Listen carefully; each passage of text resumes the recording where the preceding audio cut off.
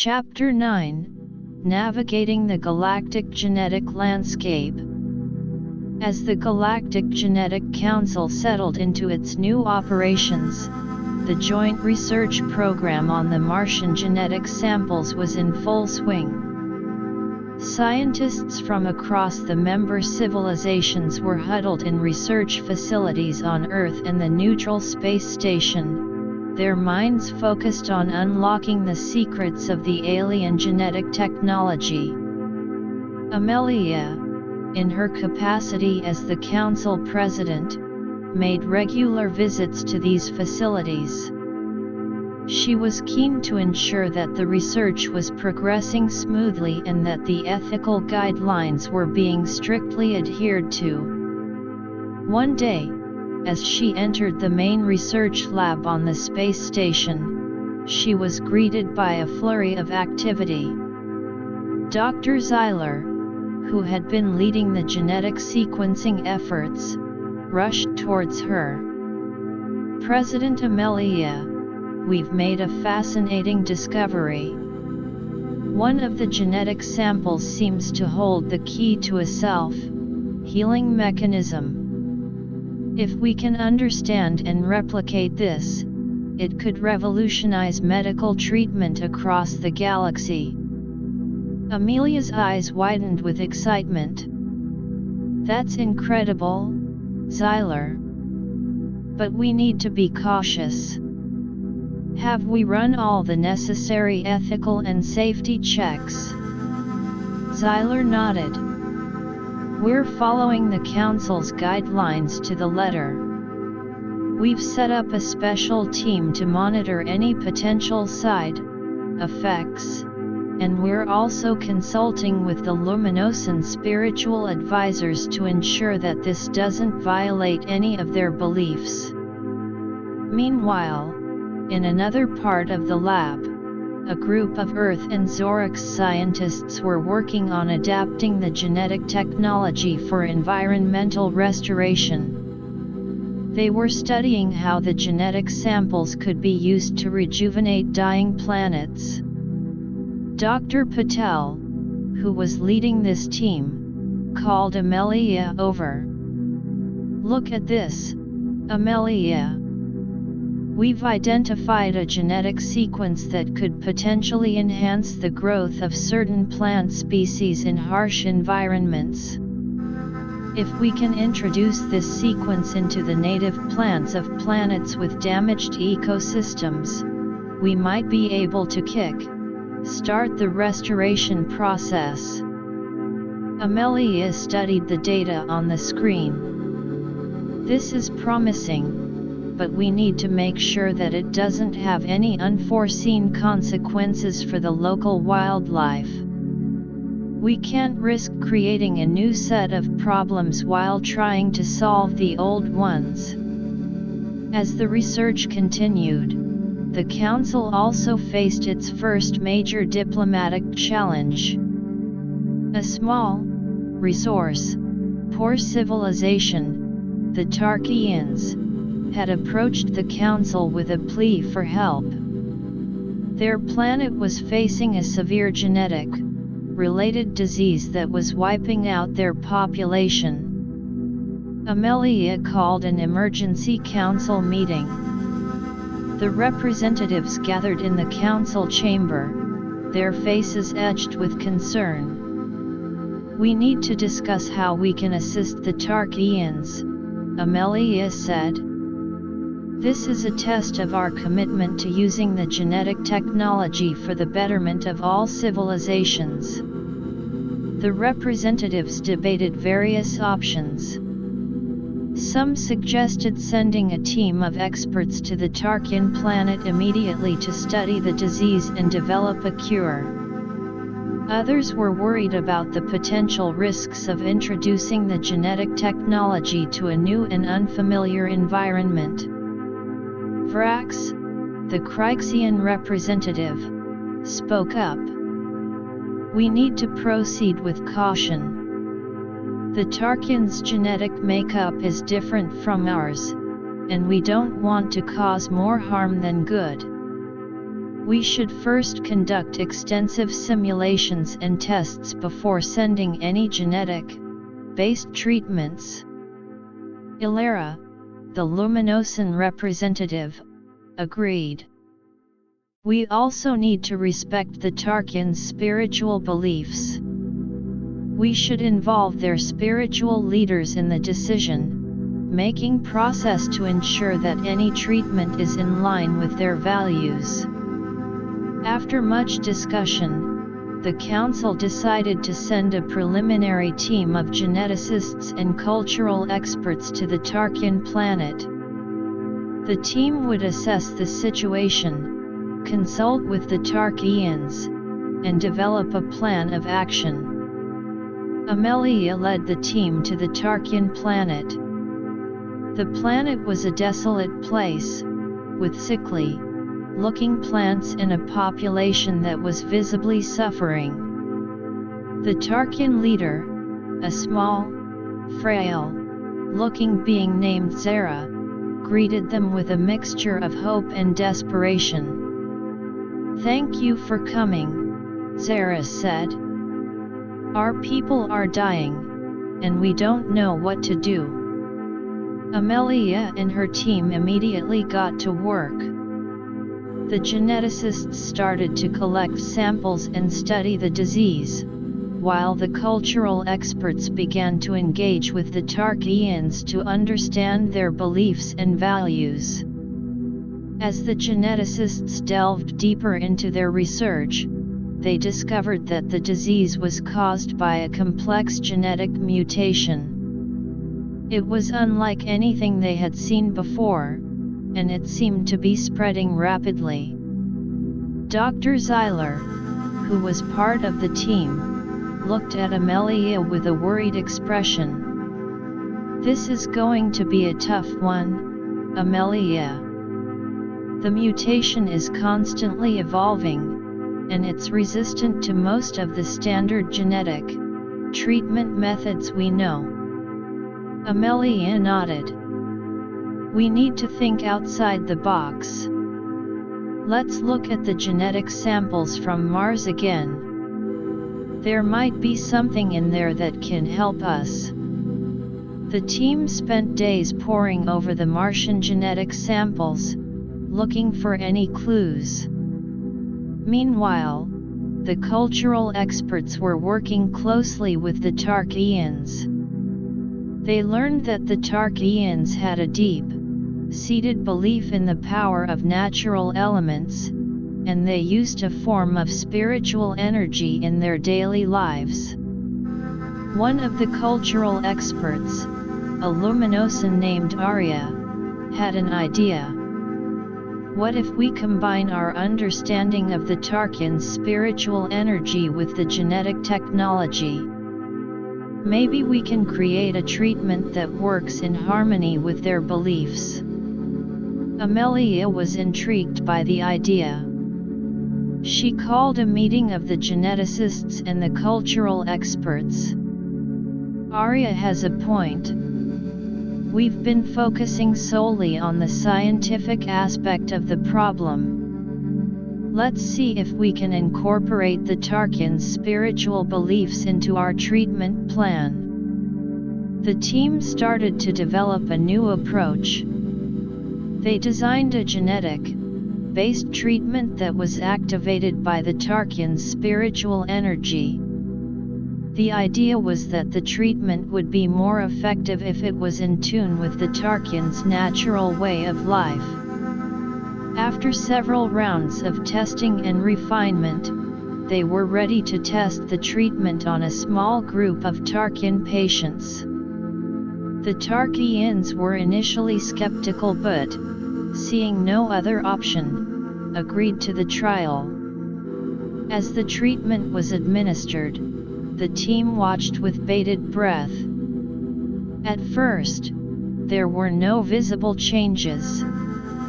But after a few days, the patients started to show signs of improvement. The genetic mutation was slowing down, and the patient's health was gradually improving. Amelia and her team were elated. "This is a breakthrough," Amelia said.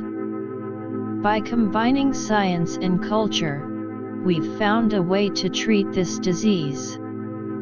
The success of the treatment on the trial group gave them the confidence to scale up the treatment. With the help of the Tarkians, they were able to distribute the treatment to the rest of the affected population. Back at the council, the news of the successful treatment was met with celebration. The council representatives were proud of the work that had been done and the way the council had come together to solve a real, world problem. However, not everyone in the galaxy was happy about the council's actions. A group of rogue scientists, who had been observing the council's activities from the shadows, were jealous of the council's success. They saw the genetic technology as a way to gain power and wealth for themselves. This group, calling themselves the Dark Geneticists, started to plan their next move. They knew that they couldn't directly confront the council, so they decided to work in secret. They began to steal genetic samples from the council's research facilities, using them to develop their own, unethical genetic experiments. One of the Dark Genesis members, a disgruntled scientist from a once powerful civilization, managed to infiltrate the research facility on Earth. He stole a vial of the self-healing genetic sample that Zyler's team had discovered. Back at their hidden base, the Dark Genesis scientists started to experiment with the sample.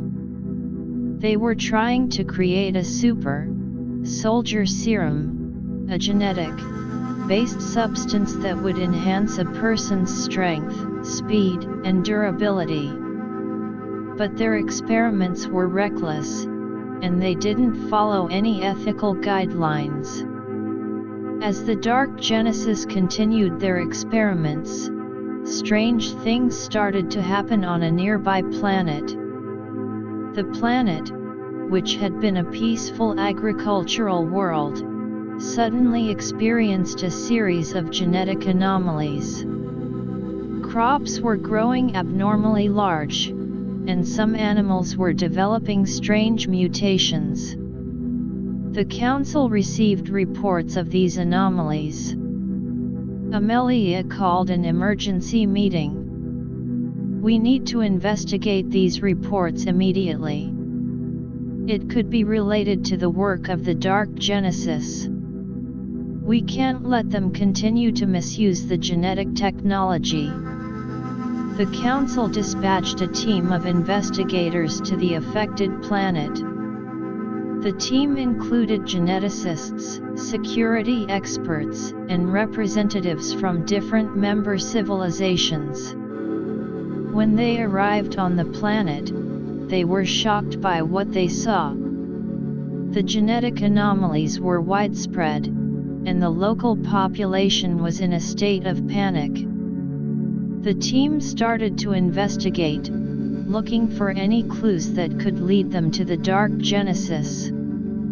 One of the security experts, a Vorgan named Garak, found some strange energy signatures near a secluded area of the planet.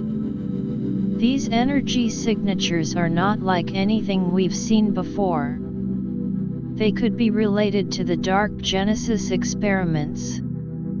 The team followed the energy signatures and eventually discovered the Dark Genesis hidden base. They surrounded the base, ready to confront the rogue scientists. Amelia, who had joined the team, stepped forward. "You have been misusing the genetic technology, and you will be held accountable," she said, her voice firm. The leader of the Dark Genesis, a tall, thin-faced scientist named Dr. Malice, sneered at her. You think you can stop us? We have the power of the genetic technology, and we will use it to rule the galaxy. A tense stand-off ensued. The council team knew that they had to stop the Dark Genesis before they caused more damage. But they also knew that the rogue scientists were desperate and could do anything. As the situation escalated, Amelia had to come up with a plan. She couldn't let the Dark Genesis continue their unethical experiments, but she also didn't want to start a violent conflict that could harm innocent lives. Dr. Malice, Amelia said, trying to reason with him. Your actions are causing chaos and suffering. The genetic technology is meant to be used for the betterment of all, not for your personal gain. Join us, and we can work together to use this technology in a responsible way. Dr. Malice laughed. I don't need your help. I will create an army of super soldiers, and no one will be able to stop me. With that, he activated a device that released a cloud of genetic altering gas. The gas started to spread rapidly, and the council team had to quickly put on their protective suits. The battle between the council and the Dark Genesis had begun, and Amelia knew that it would be a tough fight. But she was determined to protect the galaxy from the misuse of the genetic technology and to ensure that the council's vision of a better future would not be derailed. The council team, with their combined skills and determination, prepared to face the challenges ahead. They knew that the outcome of this battle would determine the future of the genetic technology and the galaxy itself. As they braced themselves for the confrontation, they were ready to do whatever it took to stop the Dark Genesis and restore order to the galaxy. Chapter 10: The Clash of Visions. The genetic altering gas billowed towards the council team, its noxious fumes a visible sign of the Dark Genesis' malicious intent. Amelia quickly issued commands, her voice calm but urgent through the communication system of her protective suit. Everyone, stay vigilant. The gas could be a distraction. We need to find a way to neutralize it and get to Malice. Garak, the Vorgan security expert, scanned the gas with his advanced sensors. The gas seems to be a mutagenic agent, designed to cause rapid genetic changes. But I think I can disrupt its molecular structure with a focused energy blast. He adjusted his weapon and fired a concentrated beam of energy at the cloud of gas. The beam hit the gas, causing a bright flash. The gas started to dissipate, its molecules breaking apart under the energy blast. As the gas cleared, the council team advanced towards the Dark Genesis base. The base was a large, sprawling complex, filled with strange machinery and experimental equipment. Dr. Malice and his rogue scientists were nowhere to be seen, but the signs of their unethical experiments were everywhere. In one room, they found cages filled with mutated animals. The creatures were a grotesque mix of different species, their bodies twisted and misshapen. Amelia felt a pang of horror and anger. These are the results of their madness. We have to stop them. The team split up to search the base. Amelia, Garak, and a Luminosan scientist named Ilaram made their way towards the central control room. where they suspected Malice would be. As they walked through the corridors, they encountered several traps set by the dark geneticist. One corridor was lined with energy, emitting devices that fired powerful blasts at them. Garak quickly analyzed the pattern of the blasts and found a way to deactivate the devices. These traps are amateurish compared to what we've faced before. Malice must be in a hurry. As they approached the control room, they heard voices. Malice was arguing with one of his scientists. "We're so close. The soldier serum is almost ready. Once we have an army of enhanced warriors, we can take over the council and control the genetic technology." The other scientist sounded hesitant. "But Malice, these experiments are getting out of hand. The genetic anomalies on the planet are spreading, and we might not be able to contain them." Malice scoffed. "That's a risk we have to take. The rewards are too great." Amelia, Garak, and Alara burst into the control room. Malice and his scientists turned to face them, their expressions a mix of surprise and defiance. "Your reign of terror ends here, Malice," Amelia said. "Surrender now, and we might be able to mitigate the damage you've caused." Malice laughed. "You're too late. The soldier serum is almost complete. And even if you stop me, there are others who will continue our work." With that, he activated a large, cylindrical device in the center of the room. The device started to hum, and a bright light filled the room. This is the final stage of the serum's creation. In a few minutes, it will be ready, and there's nothing you can do to stop it. Garak stepped forward, his weapon at the ready. "We won't let you do this, Malice." Malice sneered. "You think your weapons can stop me? This device is protected by a powerful force field. You'll have to destroy the entire base to get to it, and in the process, you'll release all the genetic anomalies we've created." Amelia knew that Malice was right. They needed to find a way to stop the device without causing a catastrophic release of the dangerous genetic material. She quickly looked around the control room, searching for any weaknesses in the system. Alara, the Luminosan scientist, had an idea.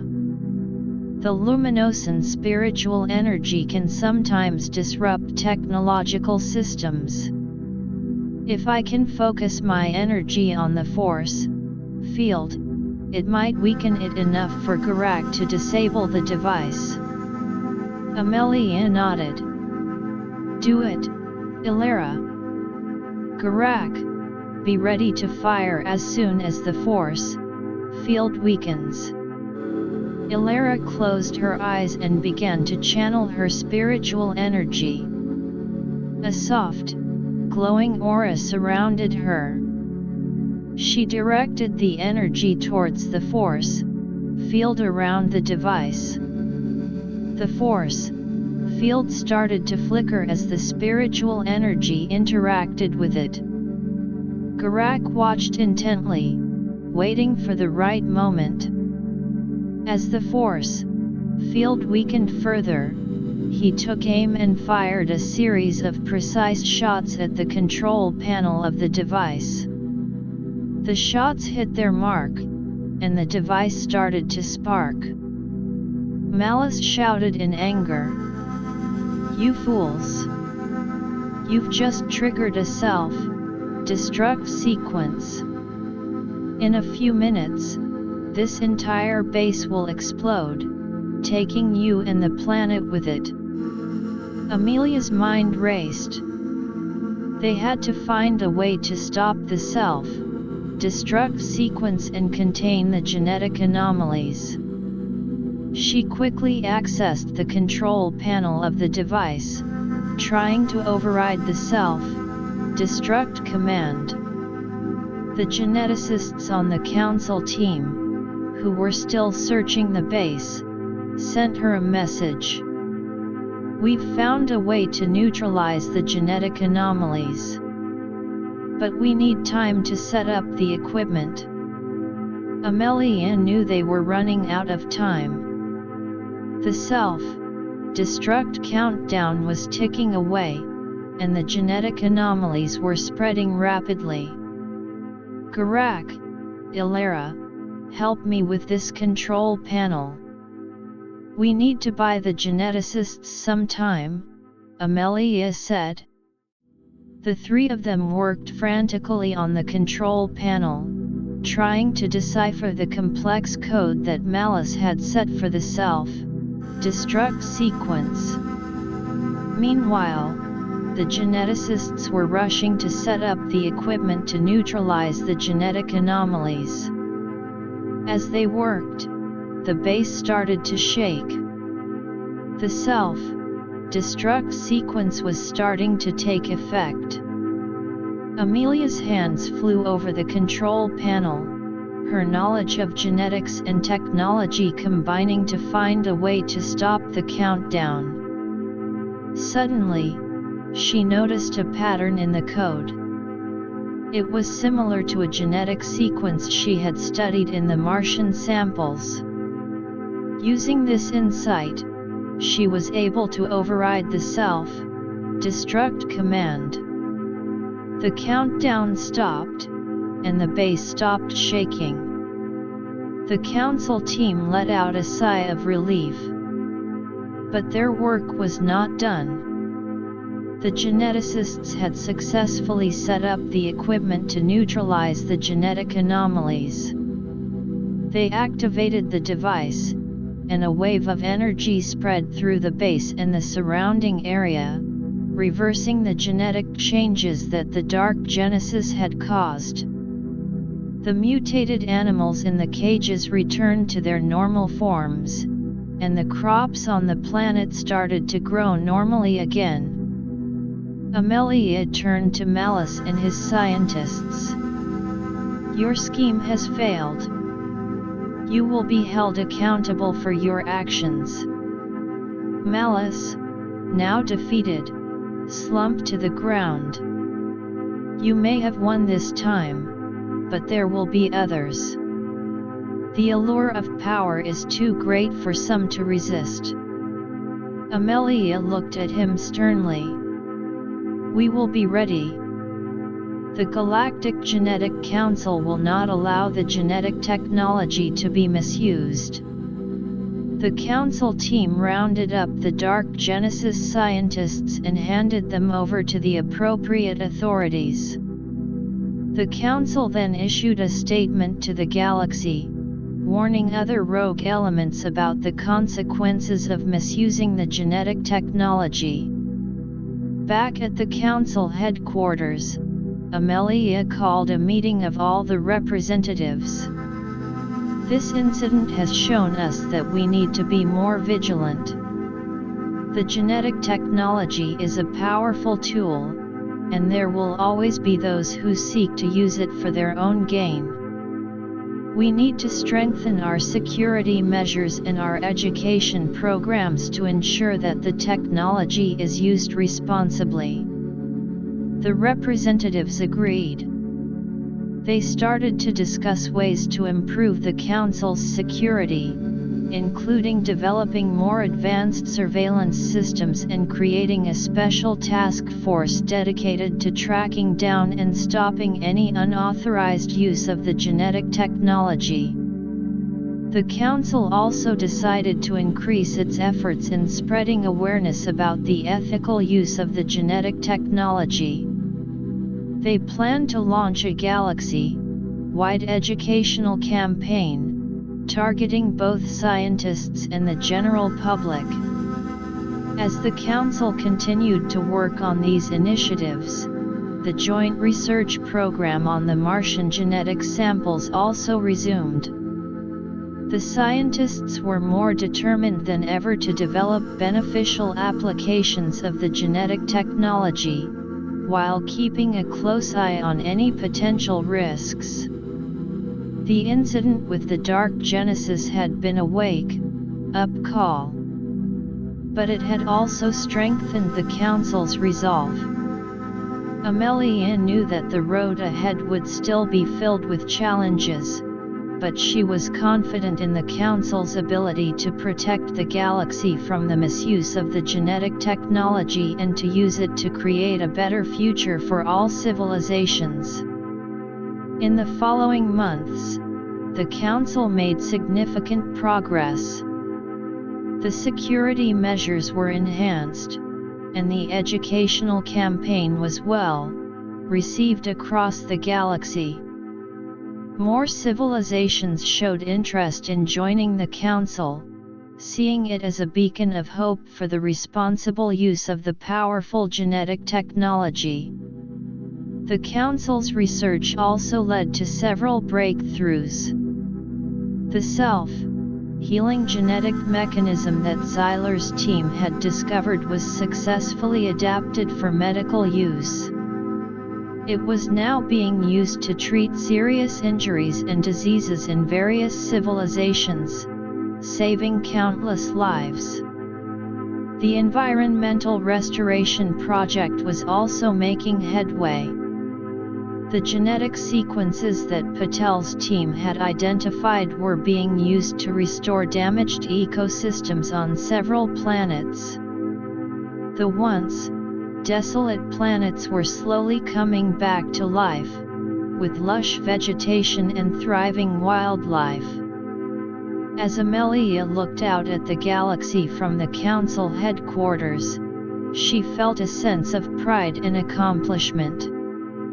The Galactic Genetic Council was fulfilling its mission, and the future of the galaxy seemed brighter than ever. But she also knew that they could never let their guard down. The allure of the genetic technology was always a temptation for those with malicious intent, and the Council would always be there to protect the galaxy from its misuse. Chapter 11: Expanding Horizons and New Challenges. The Galactic Genetic Council had weathered the storm of the Dark Genesis incident, emerging stronger and more determined than ever.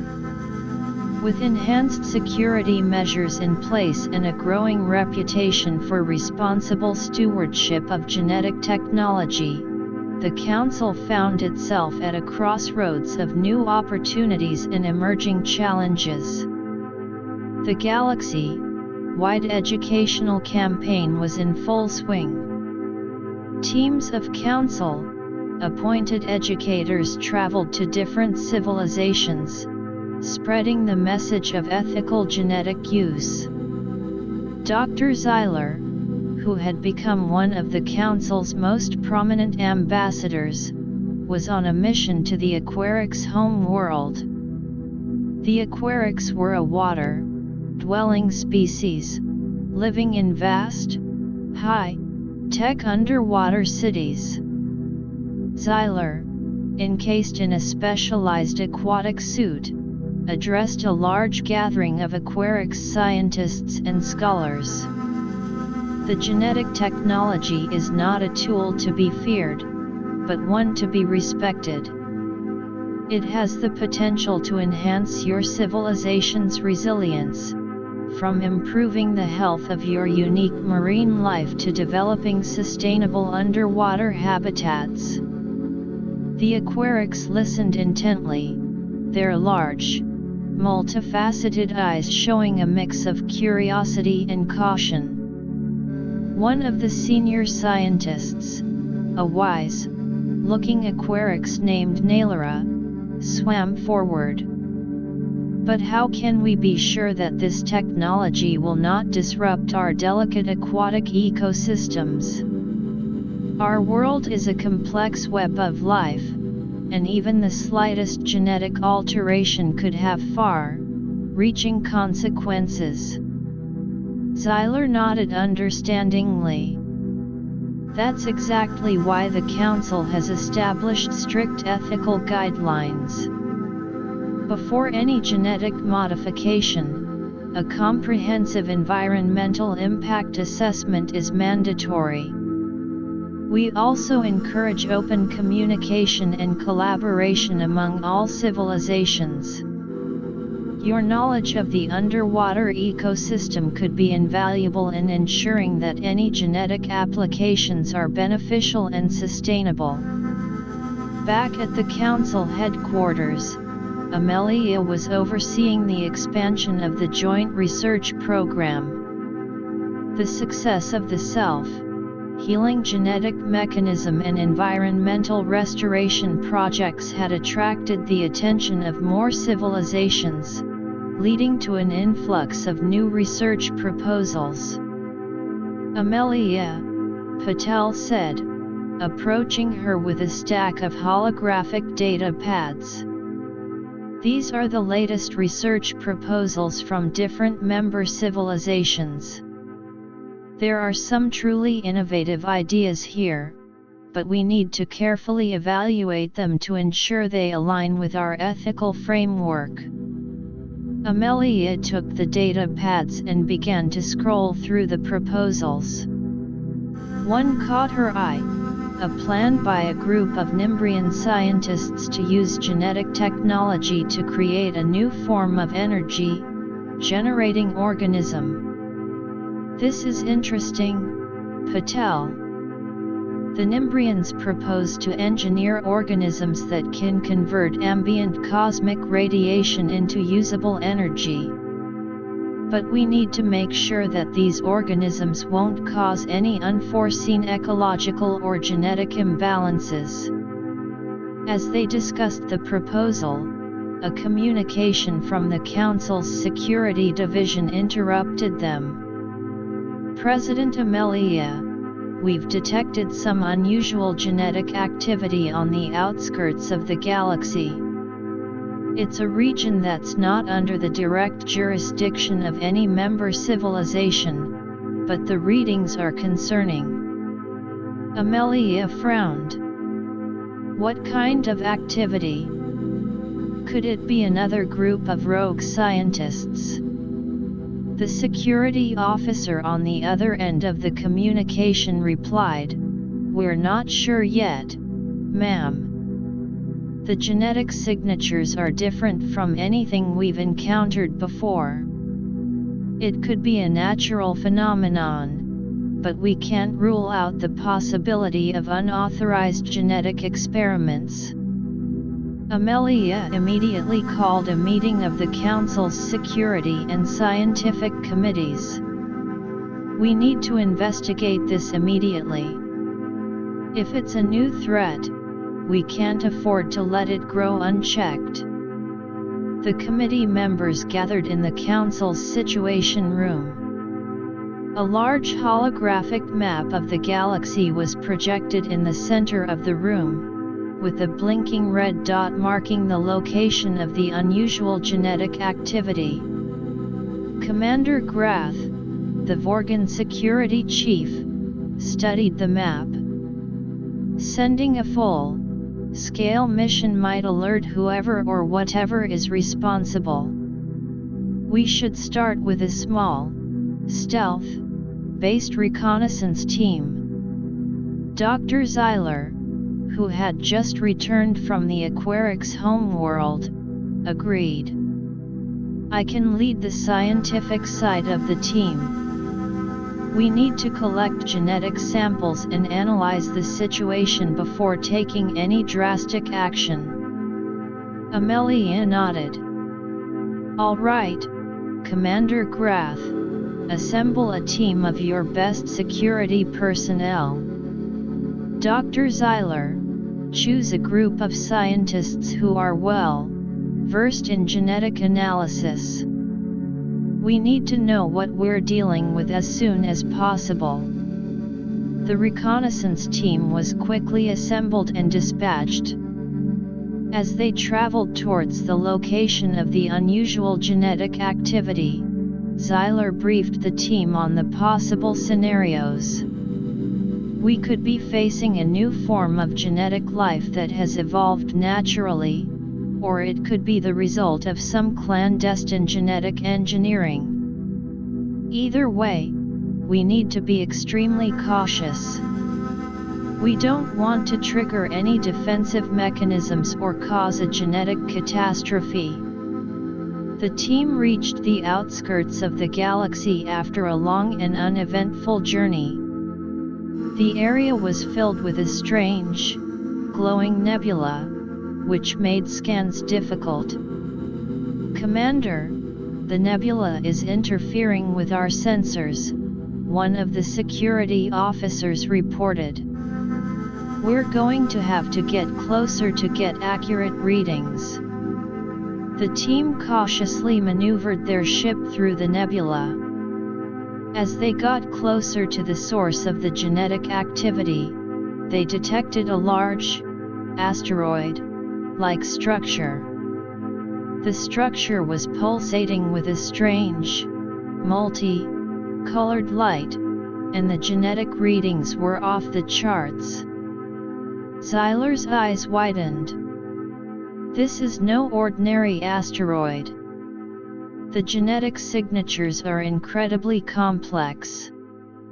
It's as if there's some sort of genetic factory at work here.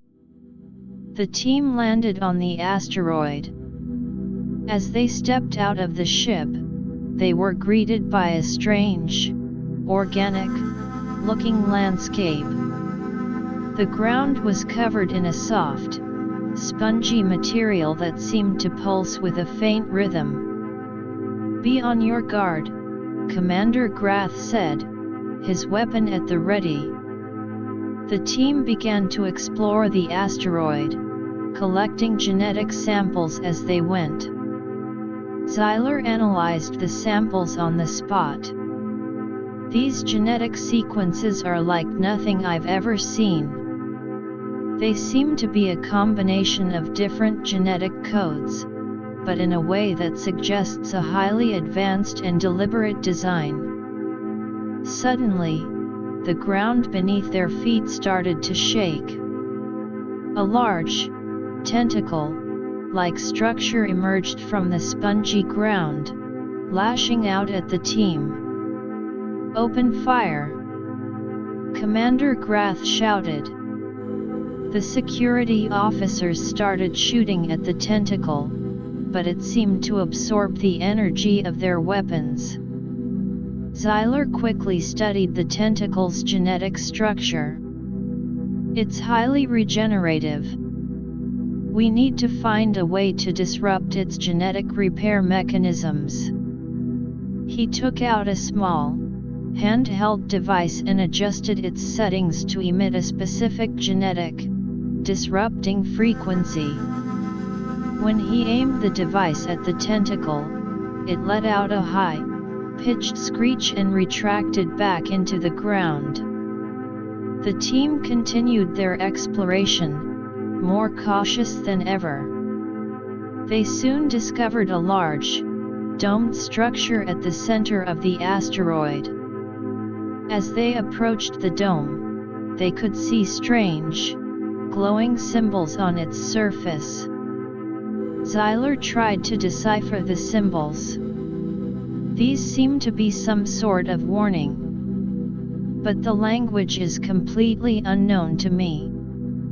The team decided to enter the dome. Inside, they found a vast chamber filled with rows and rows of genetic manipulation equipment. In the center of the chamber was a large, spherical object, pulsating with a bright light. As they got closer to the sphere, they heard a strange, mechanical voice. "You should not have come. This place is not for the uninitiated. Xyler stepped forward. We're from the Galactic Genetic Council. We're here to understand what's going on. We mean no harm. The voice replied, "The Council? Your interference is not welcome. This is a project of great importance, and we will not let you disrupt it." Commander Grath asked, "What project? What are you doing with all this genetic technology?" The voice was silent for a moment.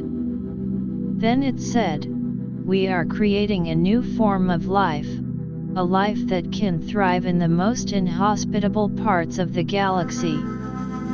A life that will be the next step in cosmic evolution." Xyler was intrigued but also concerned. But such a project could have unforeseen consequences. Have you considered the potential impact on existing ecosystems? The voice scoffed. You short-sighted beings. The existing ecosystems are flawed. Our creation will bring a new order to the galaxy. Amelia, back at the council headquarters, was monitoring the team's progress through a live feed. We need to reason with them. We can't let them continue this project without proper oversight. She opened a communication channel to the team.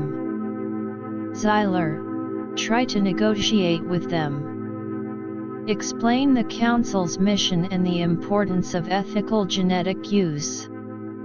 Xyler nodded. We're willing to work with you. The Galactic Genetic Council has the resources and the knowledge to ensure that your project is carried out safely and responsibly. The voice considered his words.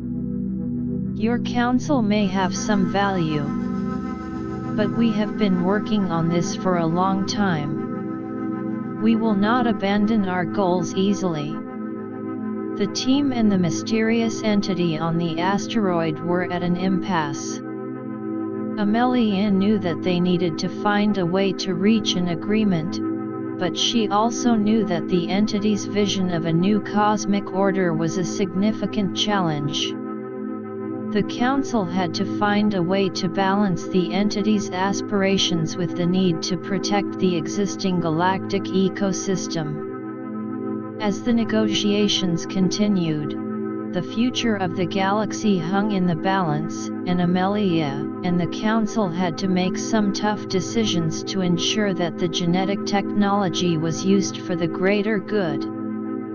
The team on the asteroid waited anxiously for the entity's response, hoping that they could find a way to work together without causing a genetic disaster. The Council headquarters was abuzz with activity as experts from different fields gathered to discuss possible solutions. Amelia knew that this was one of the biggest challenges the Council had faced so far, and she was determined to find a way to resolve it peacefully and responsibly. The entity finally replied, "We will allow a small team of your council scientists to join our project. But we will not compromise on our ultimate goal. You must prove that your council can contribute to our vision without disrupting our work." Amelia, after consulting with the council representatives, replied, "We accept your terms. But we need to establish some ground rules. There will be regular inspections, and any genetic modifications must be approved by both your team and the Council's scientific committee." The entity agreed, and the stage was set for an uneasy alliance. The Council now had to ensure that they could guide this powerful and mysterious project towards a beneficial outcome, while also safeguarding the galaxy from any potential genetic upheaval. It was a delicate balancing act, and Amelia knew that the Council's success would depend on their ability to work with this new and unknown ally. The Council immediately began to select the scientists who would join the project on the asteroid. They needed individuals who were not only highly skilled in genetics but also had excellent diplomatic skills. The chosen scientists were briefed on the situation and the Council's objectives. As the scientists prepared to embark on this new and risky mission, Amelia reflected on the Council's journey so far. From the discovery of the alien genetic laboratory on Mars to the formation of the Council and the numerous challenges they had faced, each step had been a test of their resolve and their commitment to the responsible use of genetic technology. The Council had come a long way, but Amelia knew that there were still many more challenges ahead. The alliance with the mysterious entity on the asteroid was just the latest in a series of obstacles that they would have to overcome.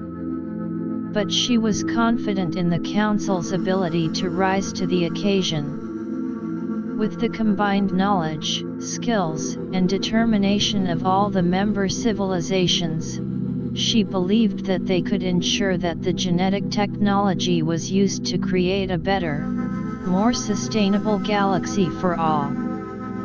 As the scientists boarded their ships and set off towards the asteroid, Amelia watched them go, filled with a sense of hope and trepidation.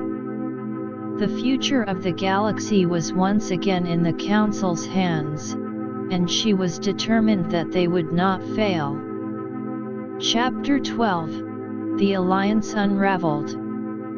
The scientists from the Galactic Genetic Council, hand-picked for their expertise and diplomacy, arrived at the asteroid base.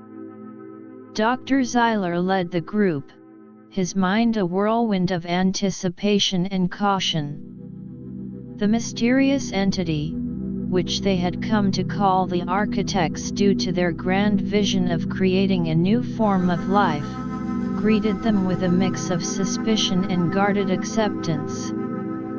The Architect's base was a marvel of genetic engineering. The very walls seemed to be alive, pulsating with a strange energy that was a visible manifestation of the complex genetic processes at work. Zyler and his team were shown around the facility by a group of robotic drones, their mechanical movements a stark contrast to the organic nature of the surroundings. As they entered the main research chamber, Zyler was immediately struck by the scale of the Architect's project. The spherical object at the center of the room, which they had seen during their initial reconnaissance, was now revealed to be a massive genetic incubator. Inside, a form of life was taking shape, its genetic structure a swirling mass of colors and patterns that defied understanding. Zyler turned to the Architect's representative, a disembodied voice that seemed to emanate from everywhere and nowhere at once. "This is an incredible feat of genetic engineering. But we need to discuss the parameters of this project in detail. What are the specific goals, and how do you plan to ensure that this new life form will not have a negative impact on the existing galactic ecosystem?" The voice replied, "Our goal is to create a life form that can survive in the most extreme environments, from the heart of supernovas to the frozen depths of intergalactic space. We believe that this will be the key to unlocking the next stage of cosmic evolution. As for the impact on the existing ecosystem, we have run countless simulations, and we are confident that our creation will exist peacefully." Zyler nodded, but he was still skeptical. Simulations can only go so far. We need to establish a more comprehensive monitoring system, one that can detect any potential genetic anomalies or ecological disruptions as they occur.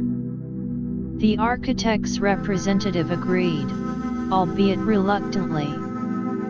Very well. But we will not tolerate any interference with the core genetic programming of our creation. Over the next few days, the Council scientists and the architects began to work together. The Council team set up their own monitoring equipment, which was integrated with the architects' systems. They started to study the genetic code of the emerging life form, looking for any signs of danger. Dr. Lyra, a brilliant geneticist from the Luminosan civilization, was one of the Council scientists on the team. She was fascinated by the unique genetic structures she was observing. This is like nothing we've ever seen before. The way these genes are interacting is both beautiful and terrifying. There are some sequences that seem to be designed to manipulate the very fabric of space, time at a genetic level. Zyler frowned. That's a major concern. Manipulating space, time at a genetic level could have unforeseen consequences, not just for the galaxy but for the entire universe. We need to discuss this with the architects and find a way to either remove or control these sequences. When Zyler presented their findings to the architects, they were met with resistance. Those sequences are essential for our creation to achieve its full potential. Removing them would render the entire project useless. Zyler tried to reason with them. But the risks are too great. We can't afford to take a chance on something that could potentially destroy the galaxy. There must be another way to achieve your goals without resorting to such extreme genetic manipulation. The architects were unmoved. You are too cautious. The galaxy needs this new form of life. It will be the savior of the universe, not its destroyer. As the disagreement between the Council scientists and the architects deepened, tensions began to rise.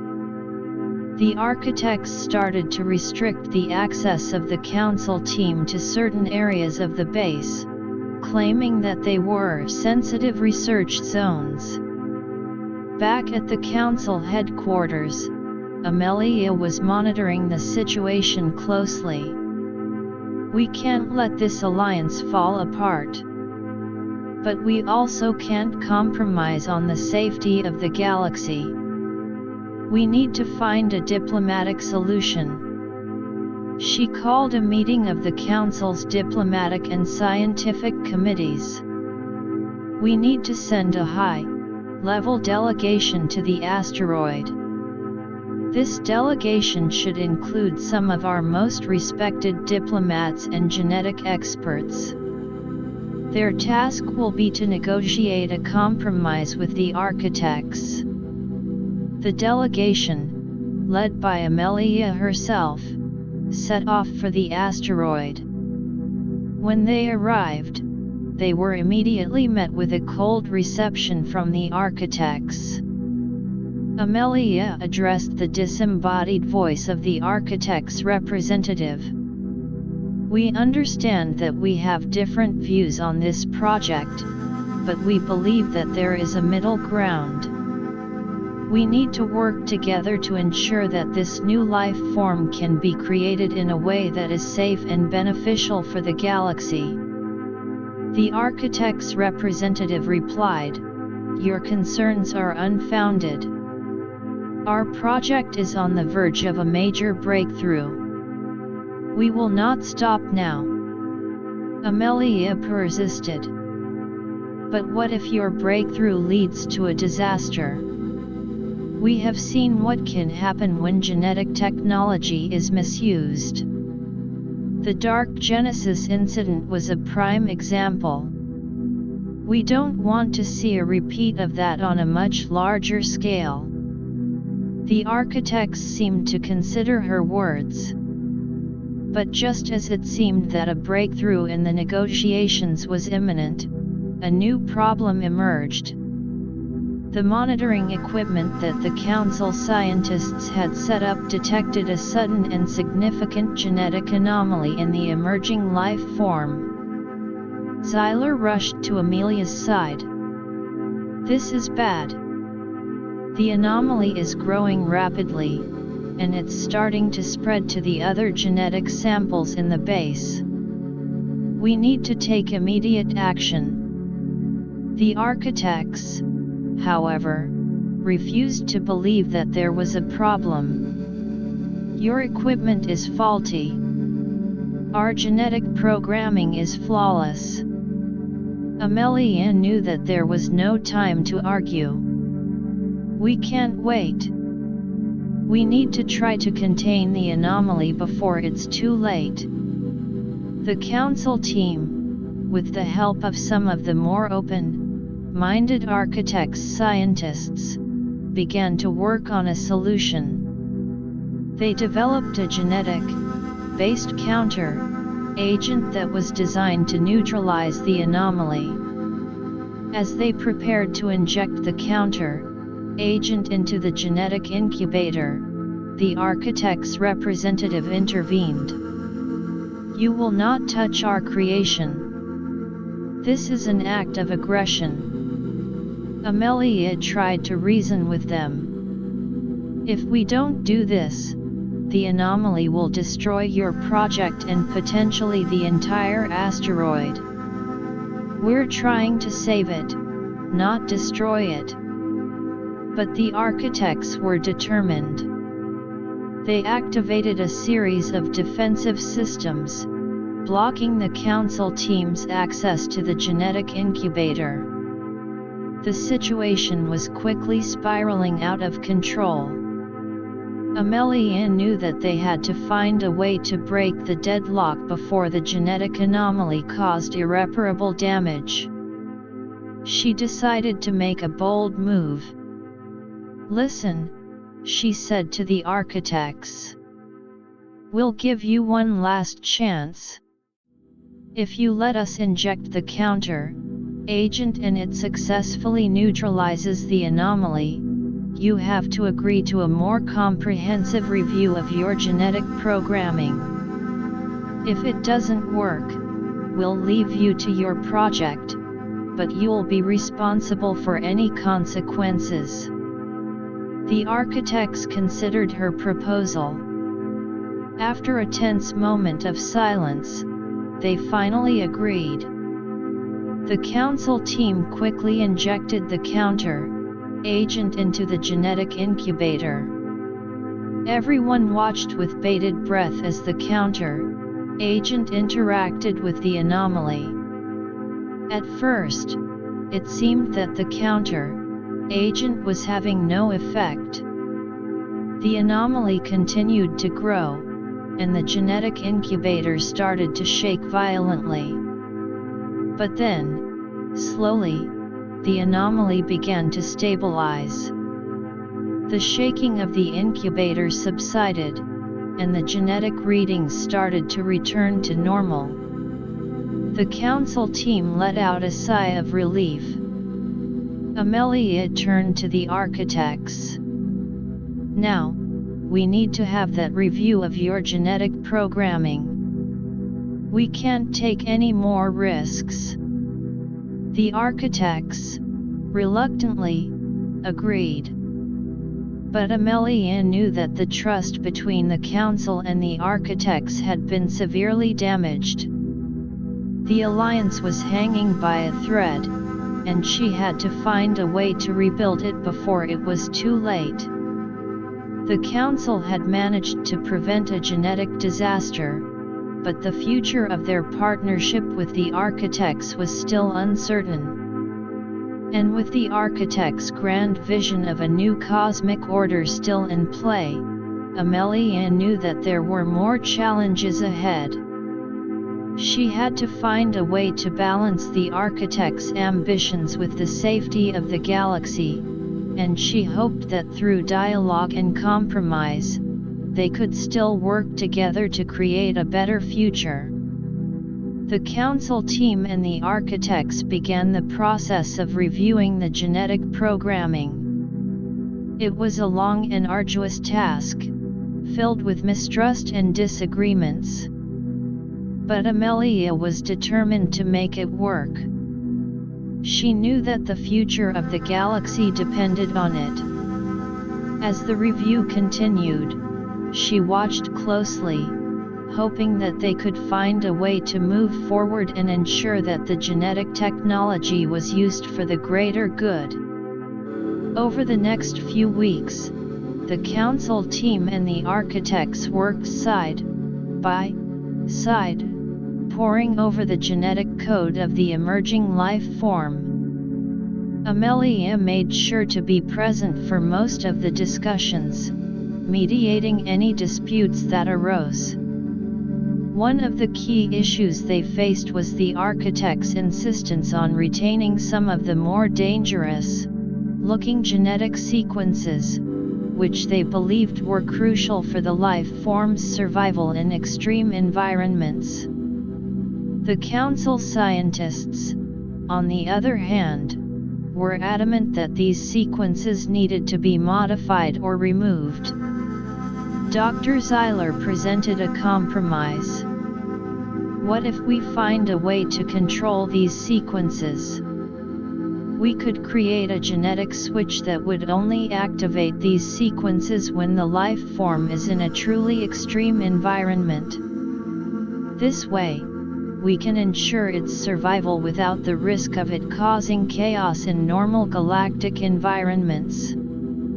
The architects were initially skeptical, but, after running some simulations with the council scientists, they began to see the merit in the proposal.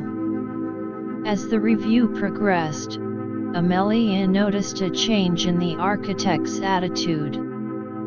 They were becoming more open to the council's suggestions, perhaps realizing that the council's concerns were valid.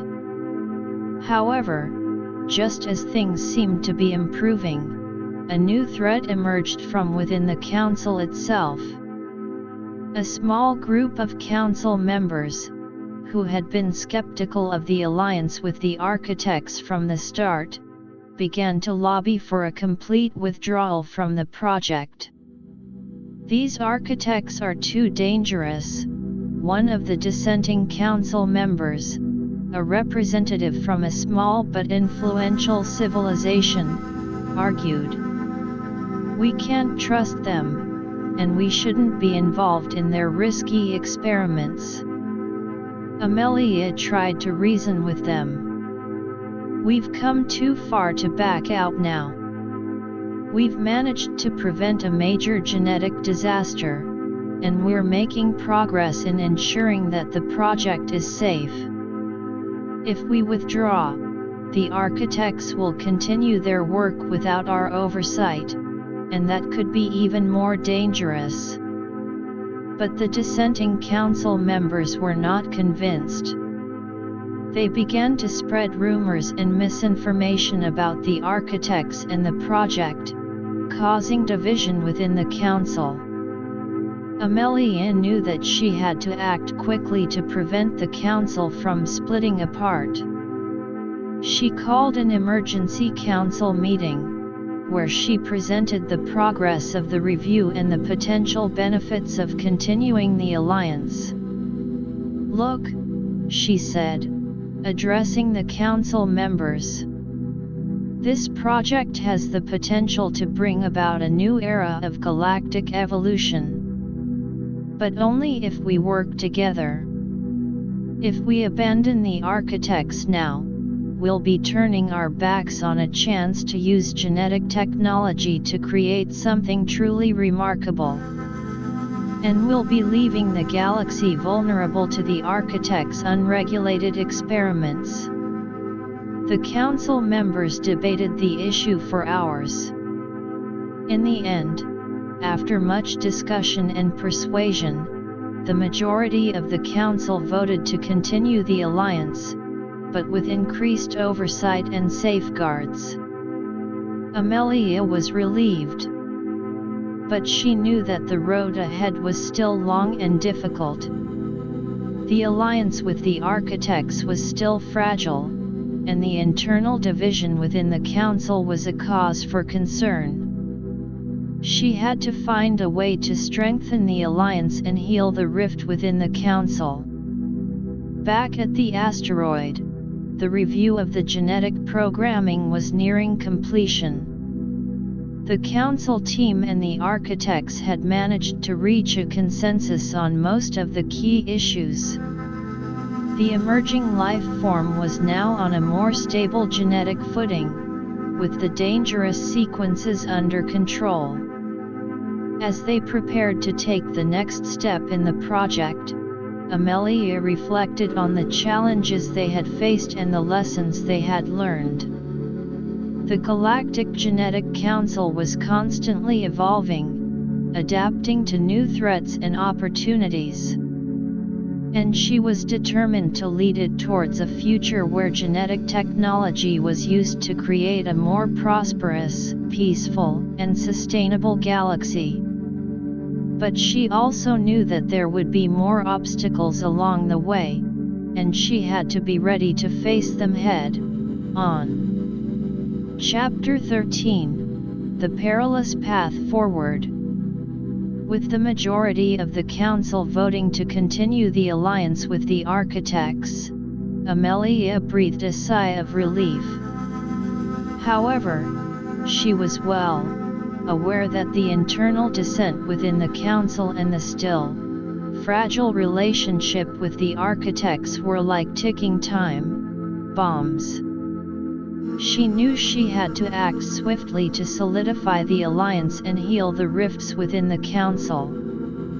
Back at the asteroid base, the council team and the Architects were finalizing the modified genetic blueprint of the emerging life form. Dr. Zyler and his fellow scientists were working around the clock, checking every genetic sequence to ensure that the new design was both stable and safe. Dr. Zyler, Dr. Elira said, her eyes fixed on the genetic analysis screen. I think we've finally got it.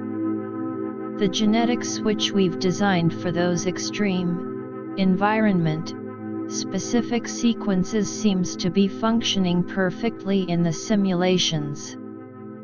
But we still need to test it in a real-world scenario.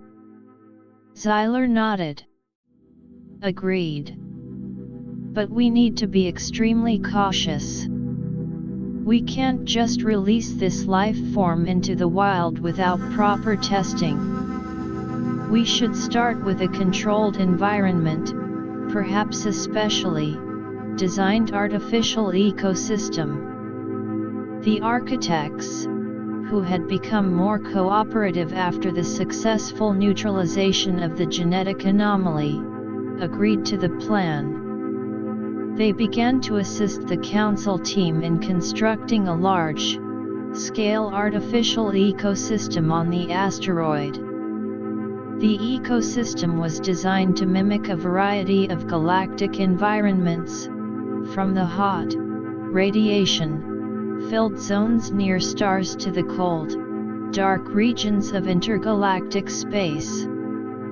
As the construction of the artificial ecosystem was underway, Amelia focused on mending the internal divide within the council. She organized a series of meetings and workshops, bringing together the dissenting council members and those in favor of the alliance. Fellow council members, Amelia said at one of the workshops, I understand your concerns. The alliance with the Architects is not without risks. But we have to look at the bigger picture. This project could lead to advancements in genetic technology that can benefit all civilizations in the galaxy. We can't let fear and mistrust prevent us from seizing this opportunity. One of the dissenting representatives, a stern-looking leader from a resource-rich civilization, stood up. But Amelia, how can we be sure that the architects won't turn on us? They have their own agenda, and we might end up being dragged into something we can't control. Amelia replied, "That's why we've put in place increased oversight and safeguards. We have a team of our best scientists and diplomats on site at the asteroid. They are monitoring every step of the project. And if at any point, we feel that the architects are not abiding by our agreements, we have the power to intervene." Over the next few days, through open discussions and the presentation of data from the project, Amelia was able to gradually change the minds of some of the dissenting council members. The workshops also served as a platform for sharing ideas on how to better manage the Alliance and ensure the safety of the galaxy. Meanwhile, on the asteroid, the artificial ecosystem was completed. The council team and the architects carefully introduced the first batch of the modified life forms into the ecosystem. The life forms, which resembled small, glowing orbs at this stage of their development, began to interact with the different environmental zones in the ecosystem. The council scientists closely monitored the genetic activity of the life forms. "So far, so good," Zyler reported. "The genetic switch is working as expected. When the life forms enter the simulated extreme environments, the special genetic sequences are activated, and they adapt accordingly. But in normal conditions, these sequences remain dormant. However, as the testing continued, they noticed some unexpected behavior. The life forms seemed to be communicating with each other in a way that was not part of the original design. Dr. Lyra was the first to notice the strange energy signatures that were being emitted between the life forms. "Zyler, look at this," she said, pointing at the energy signature readings. "These signals are not random. They seem to be a form of communication. But we have no idea what they're saying." Zyler's brows furrowed in concern. This could be a problem. If they're communicating in an unforeseen way, it might mean that there are still some unknown genetic factors at play. We need to analyze these signals and find out what they're up to. The team started to work on deciphering the communication signals. Using advanced genetic and energy analysis techniques, they made some progress. It seemed that the life forms were sharing information about their environment and coordinating their adaptation strategies. "This is actually quite fascinating," Zyler said. "But we need to make sure that this communication doesn't lead to any unwanted collective behavior. We can't have these life forms suddenly deciding to band together and cause chaos." As they were analyzing the communication, a new problem emerged. A small group of architects, who were still skeptical of the council's involvement, decided to take matters into their own hands. They believed that the council imposed restrictions were slowing down the project, and they wanted to accelerate the development of the life forms. These rogue architects accessed a section of the genetic incubator and made some unauthorized modifications to the life form's genetic code. Their intention was to enhance the life form's ability to adapt more quickly, but they did not consider the potential consequences. Almost immediately, the life forms in the artificial ecosystem started to exhibit erratic behavior. Their growth rate increased exponentially, and they began to break out of the environmental zones they were supposed to be confined to. The council team on the asteroid was caught off guard. "What's happening?" Amelia asked, receiving a panicked update from Xyler. Xyler replied, "Some of the architects made unauthorized genetic modifications. The life forms are out of control. We're trying to contain them, but they're evolving too quickly." Amelia knew this was a major crisis. She immediately ordered the Council's security forces on standby to be ready for deployment. "Do everything you can to stop them from leaving the asteroid. We can't let these out of control life forms loose in the galaxy." On the asteroid, the Council team and the more cooperative architects worked together to try and regain control. They attempted to use genetic, disrupting frequencies to halt the life form's rapid evolution, but the life forms seemed to be adapting to these counter-measures. One of the architects, a remorseful scientist named Zor, came forward. "I'm sorry. I tried to stop them, but they were too determined. We need to find a way to reverse the modifications they made." Xyler nodded. "We need to work fast. The longer we wait, the more difficult it will be to contain them." The team quickly analyzed the unauthorized genetic modifications. They discovered that the rogue architects had activated some latent genetic sequences that were part of the original, more dangerous design. Dr. Lyra had an idea. "What if we use a combination of genetic editing tools and the energy-based techniques we've been developing?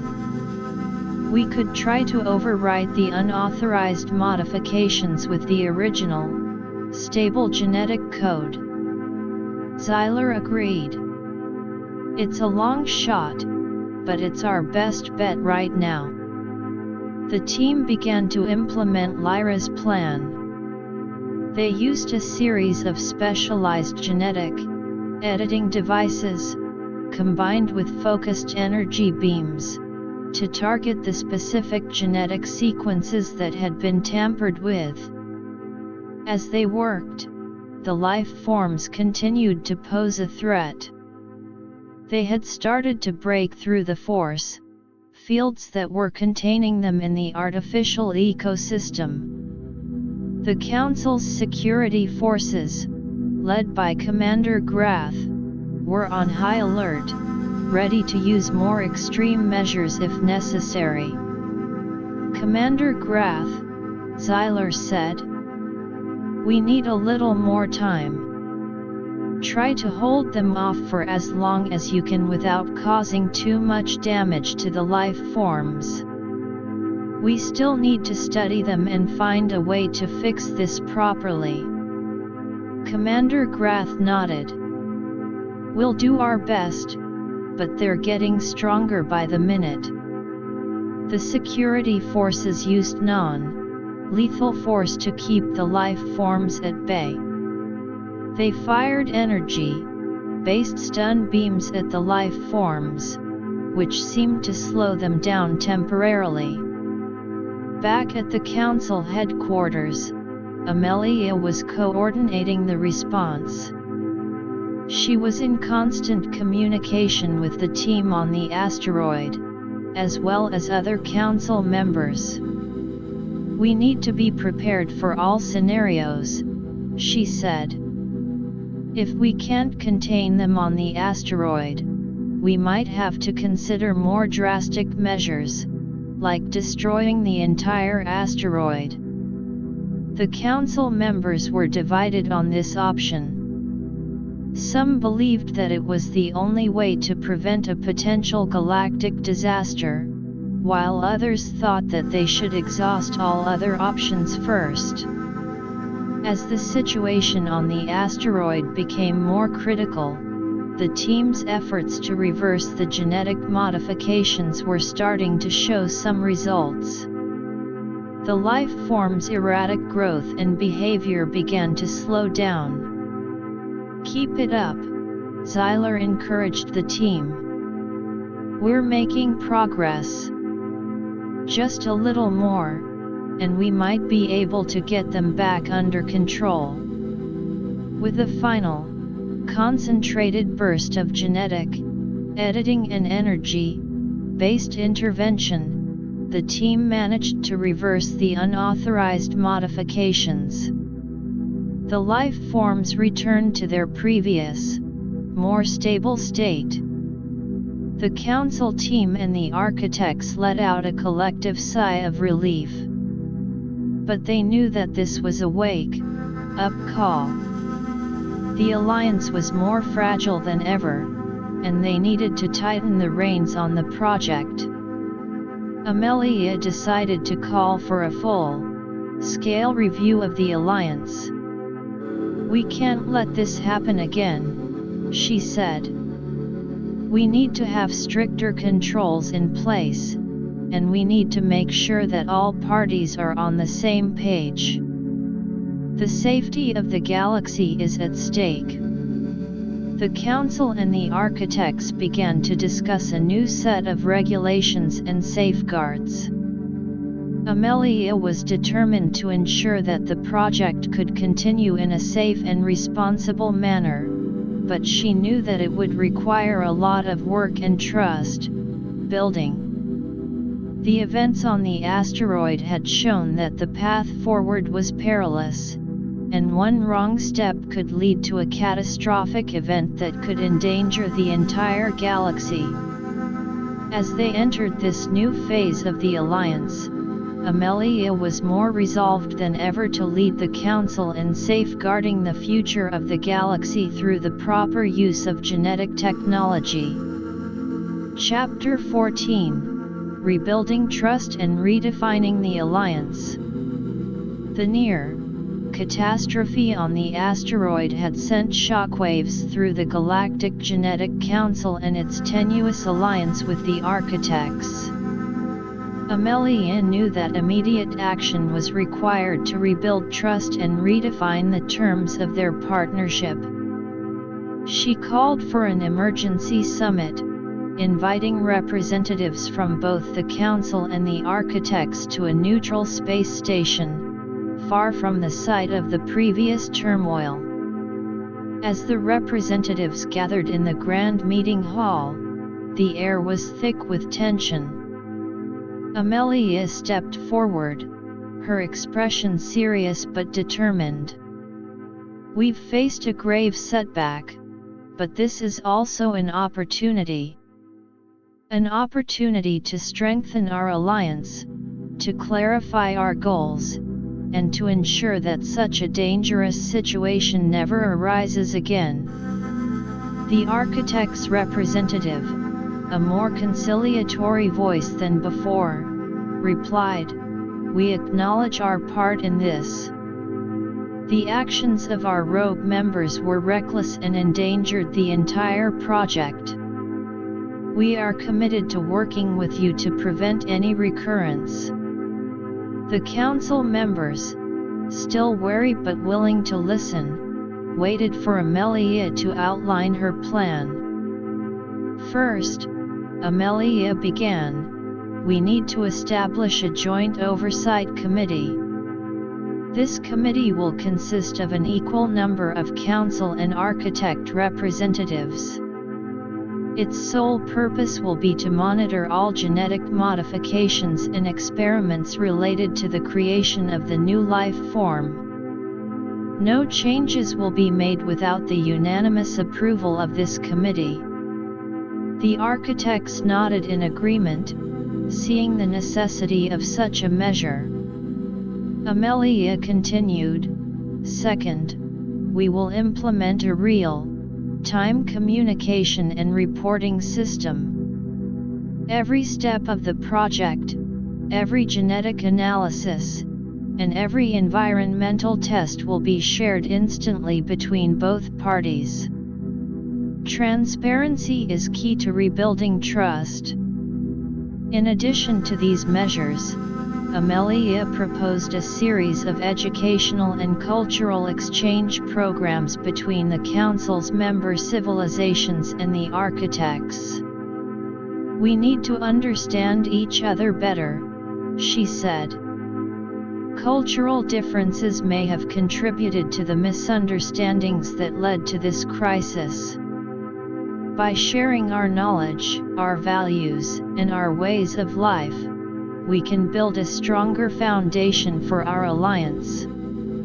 The summit spent hours discussing and refining these proposals. As the day wore on, a new framework for the alliance began to take shape. The Joint Oversight Committee was established, with its members selected on the spot. The communication system was designed, and plans for the cultural exchange programs were put in motion. Back at the asteroid base, the Council team and the architects started to implement the new measures. Dr. Zeiler, who had been at the forefront of the genetic research, was now also involved in setting up the Oversight Committee's operations. "Dr. Zor," Zeiler said to the remorseful architect scientist, "we need to make sure that all the genetic data is organized and accessible for the Oversight Committee. We can't afford any more secrets or hidden agendas." Zor nodded. "I agree. I'll make sure that all the data from our side is in order. And I'll also work on training our scientists on the new protocols." As the days passed, the relationship between the Council and the architects gradually improved. The cultural exchange programs were a particular success. Architects visited different member civilizations of the Council, learning about their unique cultures, social structures, and ethical beliefs. In return, Council members were given a rare glimpse into the mysterious world of the architects. One such exchange involved a group of Luminosan spiritual leaders visiting the asteroid base. They engaged in deep discussions with the architects about the spiritual implications of creating a new form of life. The architects, who had previously focused solely on the scientific and technological aspects, were intrigued by the Luminosans' perspectives. "This is a new way of thinking for us," one of the architects admitted. "We've been so focused on the mechanics of genetic engineering that we've overlooked the spiritual and ethical dimensions. Your insights are invaluable." The Luminosans, in turn, were fascinated by the architects' advanced genetic technology. "We can see the potential for great good in what you're doing," a Luminosan elder said. "But it must be guided by a sense of spiritual responsibility." Meanwhile, the testing of the new life form in the artificial ecosystem resumed. This time, with the enhanced oversight and communication, every step was carefully monitored. The life forms, now back to their stable state, continued to adapt to the various simulated environments, and the Council scientists were pleased to see that the genetic switch was functioning flawlessly. However, the Council's troubles were not entirely over. News of the near disaster on the asteroid had spread throughout the galaxy. Some civilizations, especially those that had been on the fence about the Council's activities, were now expressing serious concerns. A group of small, independent civilizations sent a joint message to the Council. "We're worried that the Council's experiments with the architects are too risky. We can't afford to have the entire galaxy put in jeopardy because of a few powerful civilizations' ambitions." Amelia knew that she had to address these concerns head-on. She organized a series of holographic conferences with representatives from these civilizations. "We understand your fears," she said. "But the Council is committed to the safety of the galaxy. The events on the asteroid were a wake-up call, and we've implemented strict measures to prevent similar incidents in the future." She then detailed the new Oversight Committee, the real-time communication system, and the cultural exchange programs. These measures are designed to ensure that the project is transparent, safe, and beneficial for all civilizations. We also invite you to send observers to the asteroid base to see for yourselves.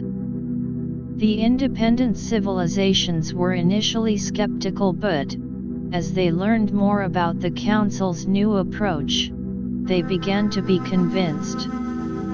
Some even expressed interest in joining the Council, seeing it as a way to have a say in the management of the genetic technology. As the Council worked to address external concerns, the relationship with the architects continued to grow stronger.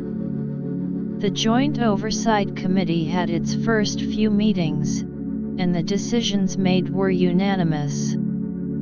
The genetic research on the new life form was progressing steadily, with the goal of a controlled release into the galaxy edging closer. Dr. Lyra, who had been deeply involved in the genetic analysis, made an exciting discovery. "Xyler, I think we've found a way to enhance the life form's ability to communicate with existing life forms in a more harmonious way. This could open up new possibilities for symbiotic relationships in the galaxy." Xyler was excited. "That's incredible, Lyra. But we need to make sure that this enhancement is thoroughly tested. We can't afford any more surprises." The team began a series of tests on the proposed genetic enhancement. They used the artificial ecosystem to simulate different scenarios where the new life form would interact with other, more common galactic life forms. The results were promising. The enhanced life form was able to establish a form of communication that seemed to promote mutual cooperation. However, just as they were about to present their findings to the Oversight Committee, a new problem emerged. A powerful, but isolationist, civilization known as the Dreadnoughts had caught wind of the Council's project. The Dreadnoughts were a technologically advanced species, but they had always kept to themselves, fearing that interaction with other civilizations would lead to conflict. The Dreadnoughts sent a threatening message to the Council. "Cease your experiments immediately. The creation of a new life form is a dangerous game that could disrupt the balance of power in the galaxy. We will not tolerate any actions that could potentially endanger our civilization. Amelia was faced with yet another challenge. The dreadnoughts were a powerful force, and ignoring their threat could lead to a serious confrontation. She called an emergency meeting of the council to discuss how to respond. Options, people, Amelia said, looking around the room. We can't let their threat derail our progress, but we also can't afford to start a war with the dreadnoughts. One council member suggested diplomacy. We should try to open a dialogue with them. Explain our goals, the safety measures we've put in place, and how the new life form could potentially benefit the galaxy as a whole. Another member was more cautious. But the dreadnoughts have always been isolationist. They might not be interested in our explanations. We need to be prepared for a military response as well. Amelia considered both options. She knew that diplomacy was the first step, but she also couldn't ignore the possibility of a more aggressive reaction from the dreadnoughts. We'll send a diplomatic delegation to the dreadnought home world. But in the meantime, we'll also increase our security measures. We need to be ready for anything. The council began to prepare the diplomatic delegation, carefully selecting members who were well-versed in inter-galactic relations and genetic technology.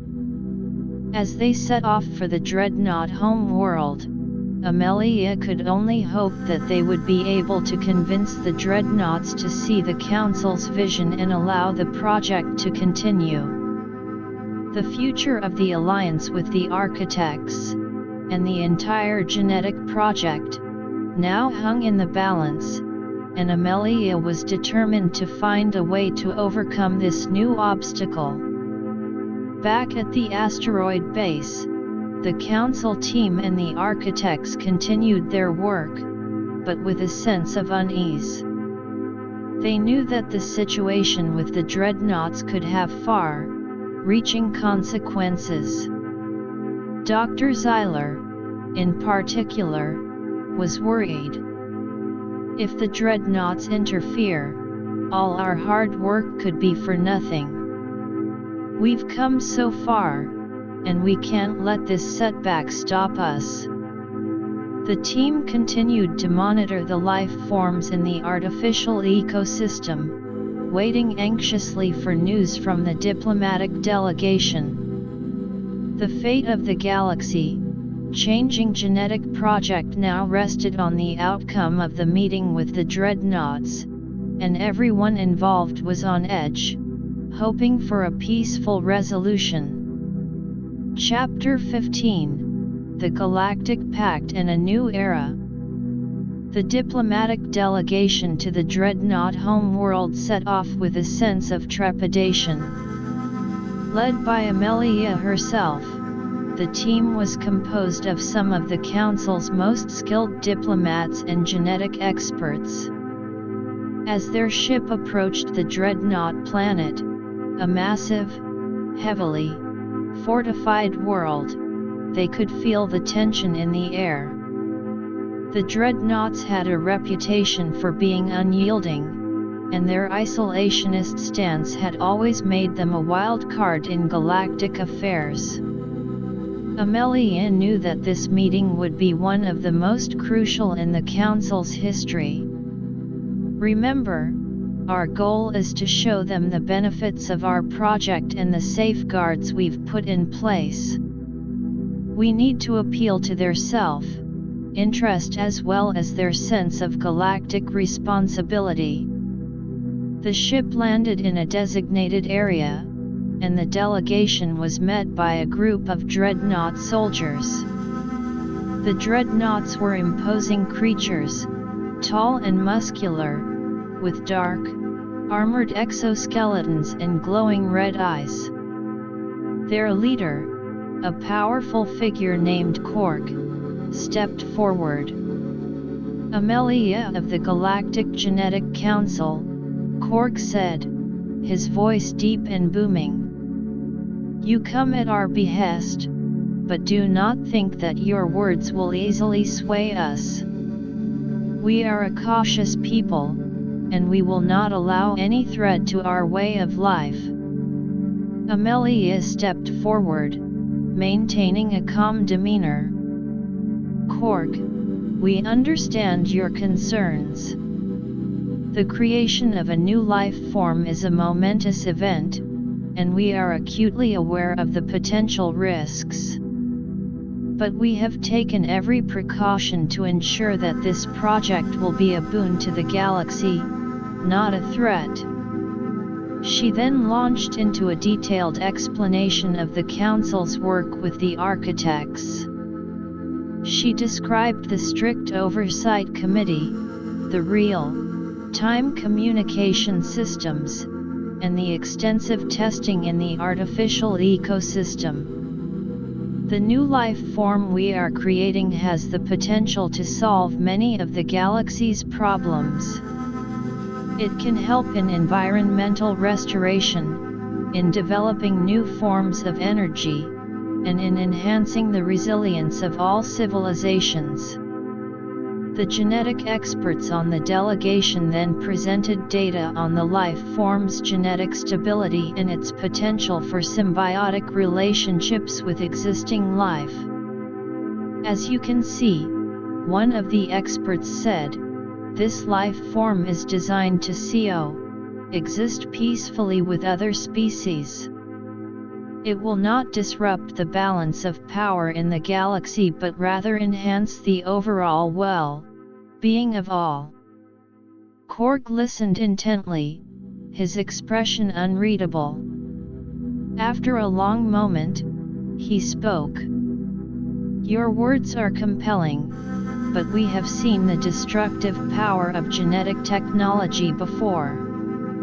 How can we be sure that this will not be misused, either by the architects or by other rogue elements in the galaxy?" Amelia had anticipated this question. "The Galactic Genetic Council is committed to strict regulation. We have a proven track record of dealing with rogue elements, as in the case of the Dark Genesis. And with the new oversight measures in place, any attempt at misuse will be quickly detected and stopped." The Dreadnought leader seemed to be considering her words. "We will need time to deliberate. But I will say this, if we find your arguments convincing, we may be willing to not only allow your project to continue but also consider joining the Council." Amelia was pleasantly surprised by this statement. "That would be a significant step forward, Cork. The Council would welcome the Dreadnought's unique perspective and technological expertise." The delegation was then led to a waiting area while the Dreadnoughts held their internal discussions. Amelia and her team waited nervously, knowing that the fate of the genetic project hung in the balance. Back at the asteroid base, Dr. Zyler and the rest of the team continued their work with a sense of uncertainty. "I hope Amelia and the others are having some success," Zyler said. "We're so close to a major breakthrough with the life form, but if the Dreadnoughts shut us down, it will all be for nothing." Dr. Lyra tried to stay positive. "We have to believe that Amelia can convince them. She's done it before with other skeptical civilizations." After what seemed like an eternity, the delegation was called back to meet Korg again. The Dreadnought leader's expression was still stern, but there was a glint of something different in his eyes. "Amelia," Korg began. After much deliberation, we have decided that your project may proceed.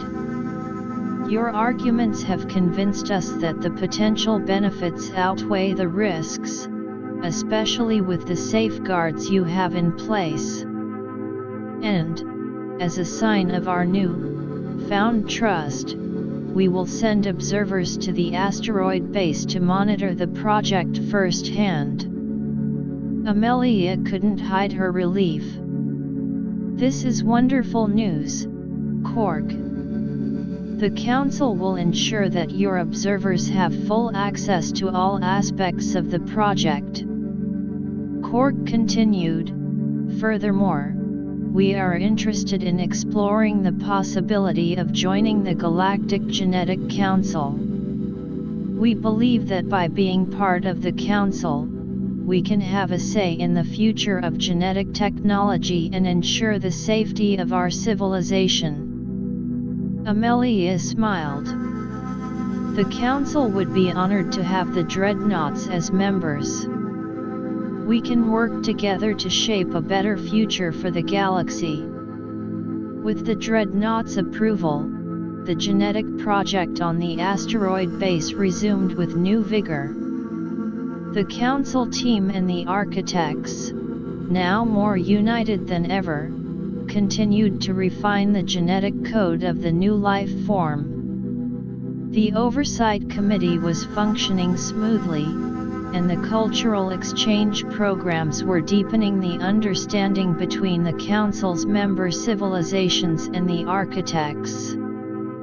As the life form reached its final stage of development, the Council prepared for a controlled release. The first test release was planned for a desolate planet on the outskirts of the galaxy. This planet had been chosen because it had a harsh environment that would serve as a perfect test bed for the life form's adaptability. The Council and the architects worked together to prepare the life form for the release. Special monitoring devices were placed on the planet, and a team of scientists was on standby to observe the life form's behavior.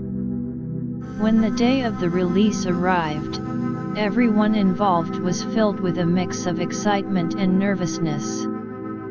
The life form, now a more complex and evolved entity, was carefully transported to the planet's surface. As it was released, it immediately began to interact with the environment. The scientists watched in awe as the life form quickly adapted to the harsh conditions. It started to form symbiotic relationships with some of the native, hardy plant species, helping them to thrive in the otherwise inhospitable environment.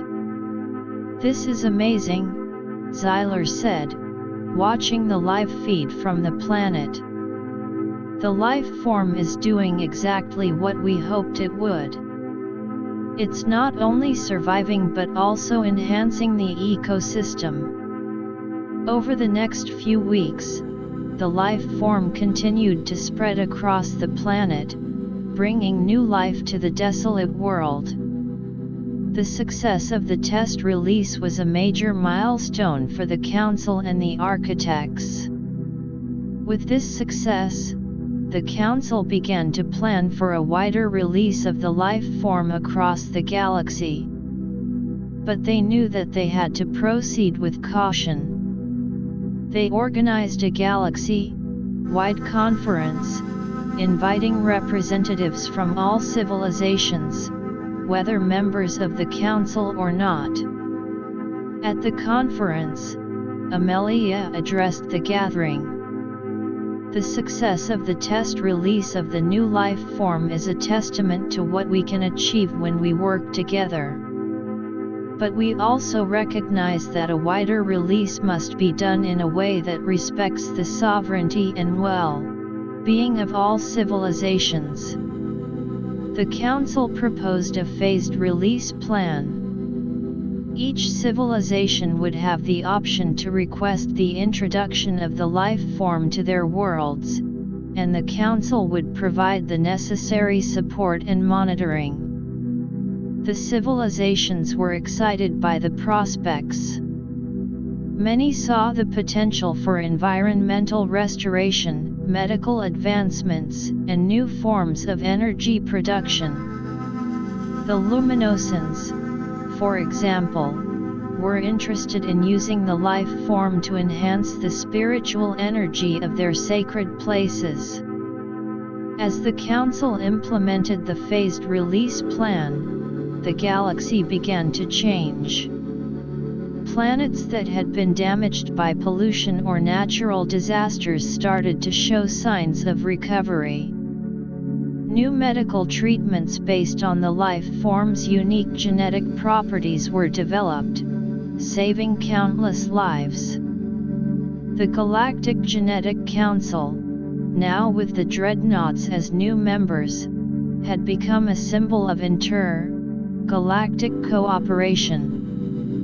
The alliance with the Architects had not only survived but thrived, leading to a new era of scientific progress and harmony in the galaxy. Amelia, looking back on the journey that had started with the discovery of the alien genetic laboratory on Mars, felt a deep sense of pride. "We've come so far," she said to her colleagues. From a small group facing unknown dangers to a galactic organization that is shaping the future. The Council continued to evolve, with new projects and initiatives in the works. They were now exploring the possibility of using genetic technology to create faster than light travel, a dream that could further unite the galaxy. As the years passed, the story of the Galactic Genetic Council became a legend in the galaxy. It was a story of how different civilizations, despite their differences, could come together to use a powerful technology for the greater good. And as the galaxy entered this new era, filled with hope and possibilities, Amelia and the Council were at the forefront, ready to face whatever challenges the future held. The galaxy was now a place where genetic technology was used responsibly, where civilizations learned from each other, and where the pursuit of knowledge and progress was a shared goal. The Galactic Genetic Council had fulfilled its mission, and in doing so, had created a legacy that would endure for generations to come.